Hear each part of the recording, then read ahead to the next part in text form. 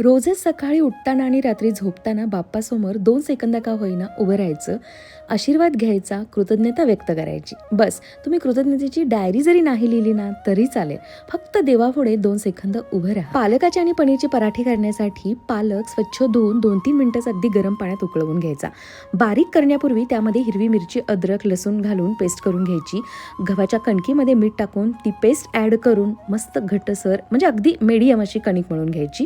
मी मध्येच भेंडीला आता इथे फोडणी देते आहे. अद्रक आणि लसणाची पेस्ट रेडी होती, पण अख्खा लसूण ठेचून थोडासा टाकला ना भेंडीला तर भेंडी खूपच छान बनते. आणि मी तुम्हाला दाखवते हे पनीर आम्ही घरी बनवलं आहे. बघा केवढं छान बनतं घरी पनीर आणि अगदी सोपं आहे. हे पनीर मी चुरून घेतलेलं आहे. त्यामध्ये खूप सारी कोथिंबीर, चाट मसाला, लाल तिखट, हळद, मीठ टाकून स्टफिंग रेडी केलं आणि छान असे हे पालकाचे गरमागरम पौष्टिक पराठे रेडी आहेत. स्वयंपाक आटोपला आहे, किचनही लगेच स्वच्छ करून घेतलं आहे आणि आजच्या खास प्रसंगासाठी मी माझी ही नवीन महेश्वरी साडी नेसली, जी मी डायरेक्ट माहेश्वरीवरून ऑर्डर केलेली आहे.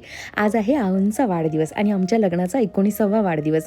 2 आनंदाचे प्रसंग एकाच दिवशी आणि म्हणूनच केकही आम्ही तिघांनी मिळून एकच कट केलेला आहे. आम्ही दोघं नवरा बायको निघालो आहोत एका छोट्याशा वन डे स्टेकेशनसाठी, पण त्याआधी आलो आहोत श्री स्वामी समर्थांच्या मठात.